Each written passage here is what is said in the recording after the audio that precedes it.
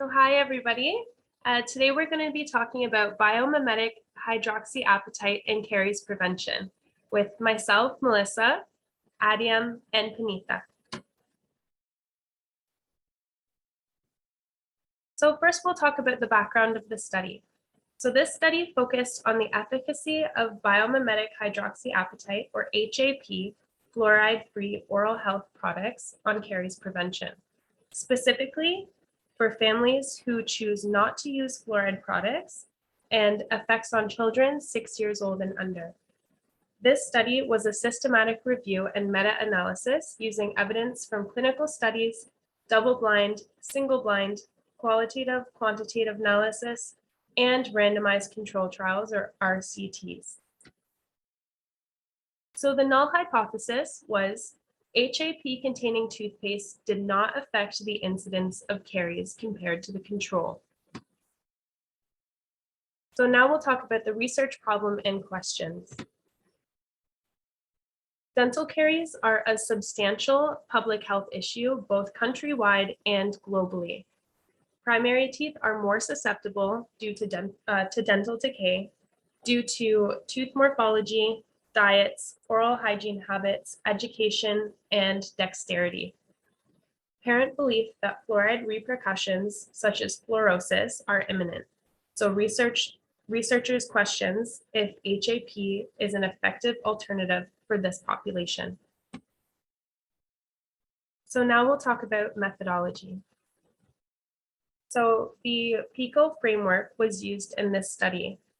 They used all age groups and denticians in this study, using primary, mixed, and permanent dentitions. HAP oral health products versus the control, and they used applied quantifiable improvement in oral health that assesses dental decay deduction directly or indirectly using a suitable mediator to determine the outcome. Okay, so now I'm going to talk about what were the results.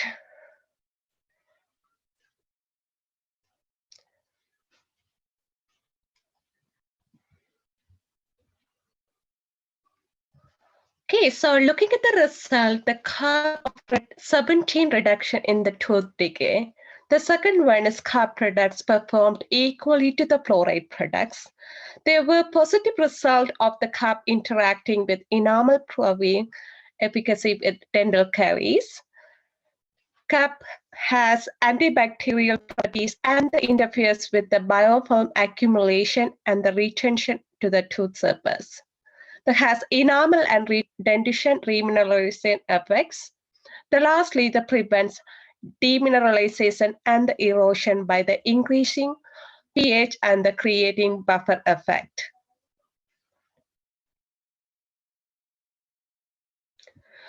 Okay, I'm gonna move to the part 2. Looking at the confidence in the result, there were 291 publication relevant, but only 22 addressed PICO framework. I'm pretty sure we learned that in the class, like what is PICO, so I don't need to explain to you guys. I know for sure you guys know that. There was reduced to 22 studies. Of the 22 using well-conducted randomized control trials, one can be confident in the result of the 22 studies using the PICO framework.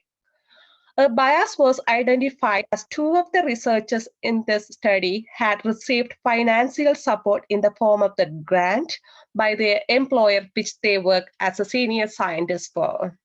So now I'm going to talk about generalizability. The first one is too broad in the age range and gender. No animal testing was undergone in the study, therefore no ethical concerns are raised. The originally had too many results in regards to whitening and desensitization had to refine their result. So finally, overall findings are accurate and concise.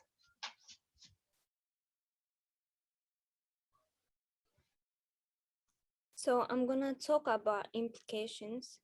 So HAP-based products provide the public with safe and effective ways on prevention of caries in young children unable to expurgate and all of the ages of those who choose not to use fluoride products. This allows for safe and effective alternatives while maintaining autonomy for these clients. Some of the complications that may arise is if the study is misconducted and that fluoride is unsafe to use.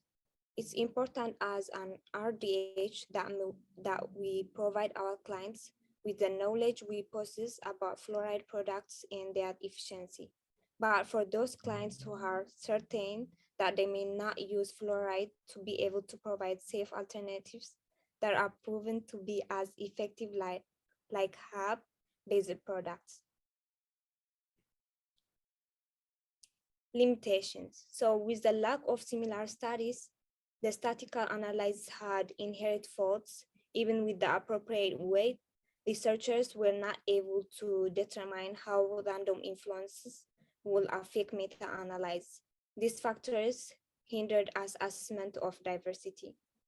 Since the study served as the unit analyzed, there are some problems with statistical analysis and even when the right weights were applied.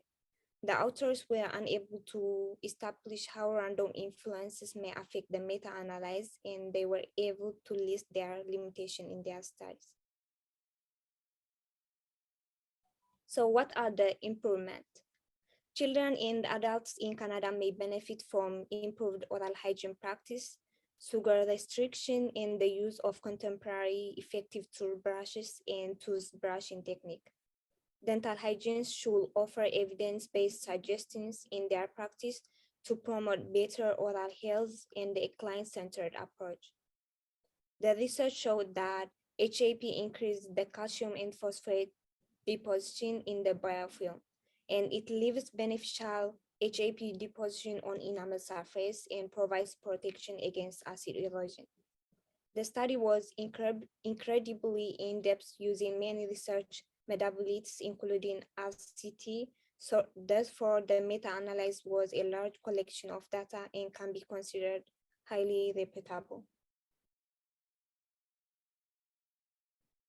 There is strong evidence that fluoride-free oral care products contain hydroxyapatite effectively prevents dental caries. The HAP-based products were equally as effective as the fluoride-based products, and both dentifrice considerably decreased enamel declassification and the early white spot lesion. In terms of demineralization, HAP-based products fared better than fluoride-based products. So HAP-based products are a good alternative recommendation for clients who wish not to use fluoridated products. Thank you guys for listening. And this is our reference that we use it.